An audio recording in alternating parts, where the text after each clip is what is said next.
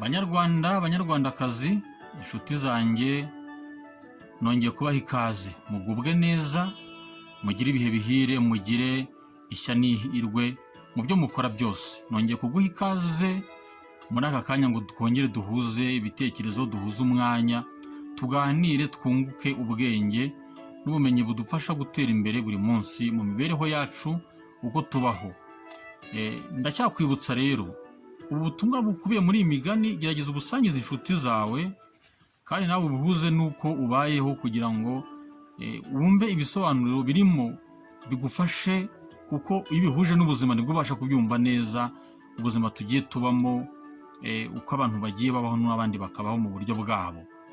Kandi ntibibagirwe gukanda kuri like kugira ngo twereke yuko koko ibintu byacu wabishimye, ndetse no gukanda kuri subscribe kugira ngo turusheho kujya mbere. Nyaboneka komeza ubu wanjye nanjye mbu wawe, twishimane, dufatanye gutera imbere, kugira ngo ibyo dukora twese birusheho kutunogera.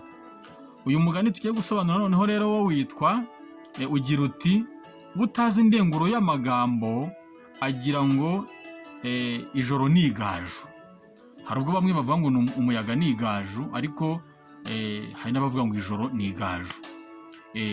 Ubisobanuriye rero wise wahuranyuka ugahita usobanura uko byumvikana gutyo nyine. Ubutazi indenguro y'amagambo, kurengura ubundi ni ubutazi indenguro y'amagambo. Yavuze ngo indenguro y'amagambo nuvuga ngo ibyo abantu baba bavuze, imigambi runaka ihari, mbese icyavuzwe muri ibyo bintu byabaye cyangwa ikihishe muri ibyo bintu, mbese nk'umwanzuro wa bya bintu. Niba ari amagambo, urugero aba havuzwe amagambo ya n'aya n'aya, ariko hagafatwa n'umwanzuro kuri byo, mbese ikintu cyavuye muri ayo magambo. Bakagira bati rero utazi indenguro y'amagambo agira ngo ijoro ni igaju. Ijoro naryo murarizi, n'igaju murarizi. Rero bakavuga bati utazi indenguro y'amagambo agira ngo ijoro ni igaju. Abantu babona ibintu gutyo, akabona ibintu biri aho, akabifata hari, akabisuzugura, ntabihe uburemere bifite, akabyoroshya, akagira ngo hari wenda nta kintu bishobora gutanga nyuma, ntabone yuko mbese ibyabaye cyangwa ibiriho cyangwa imigambi runaka akabisuzugura, ntabone yuko hari ikintu runaka bishobora kugira gute kubyara. Rero ubusobanuro bw'umugani bwo, uyu mugani wakozwe ari nk'inama bashaka gutanga cyangwa imbuzi, kugira ngo niwumva ikintu bakikubwiye ube maso, witonde, ariko nanone we guhubuka, we gufata ibintu ngo byoroshye, ubifate uko bitari, ngo bifate mu rwego bitarimo cyangwa bitavuzwemo, ahubwo ufate ibintu uko biri kandi unitonde, kugira ngo ejo cyangwa ejo bundi bitazagira ingaruka runaka bizaguteza. Niyo mpamvu bavuga bati utazi indenguro y'amagambo agira ngo ijoro ni igaju.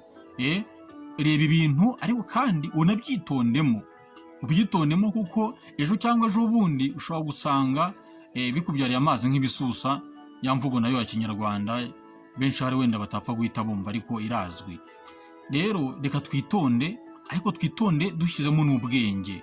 Ibyo ukora ubyitondemo kandi ushyiremo ubwenge. Kwa kundi bavuga ngo witonze akamishashi, wirinde guhubuka, kuko ibyo witondamo kandi umenye n'iherezo ryabyo ko bizamera, utazagira ibigutungura, ahubwo witonde kandi ube maso, kugira ngo ejo cyangwa ejo bundi utazagira ingorane wahura nazo, wenda ibi n'ibi na biriya, hari uburyo waba warifashe uko utagombaga kubifata. Reka twige rero kandi turusheho gusobanukirwa ibyo twumva, ibyo tubona, ibyo tubamo, tubyigireho, biduhe gushishoza, biduhe gusesengura. Nubona ikintu umenye icyo gihatse, umenye ubutumwa bukirimo, wibaze ngo isi ibi n'ibi bihatse iki, nyuma y'ibi ngibi hari iki. Ukoresha ubwo bwenge rero buzakubashisha kumenya ikiri nyuma yaho, bitume witonda noneho, kuko uzaba wamaze kumenya igishobora kuba cyazava mu byo ubona cyangwa mu byo wumva. Tugubwe neza rero mu rurimi rwacu gakondo rw'Ikinyarwanda, turukuze, turusobanukirwe, kandi turuhuze nanone n'umuco wacu n'ubuzima bwacu tubamo kugira ngo bibashe kugira umujyano, bibashe kugendana, twumve kandi dusobanukirwe ibyo tubamo n'ururimi rwacu. Mugubwe neza rero kandi mugire ibihe bihire, mukomeze kubana nanjye kandi nanjye nzakomeza kubana namwe, hanyuma durusheho kujya mbere. Ndabashimiye, murakoze. Ciao ciao.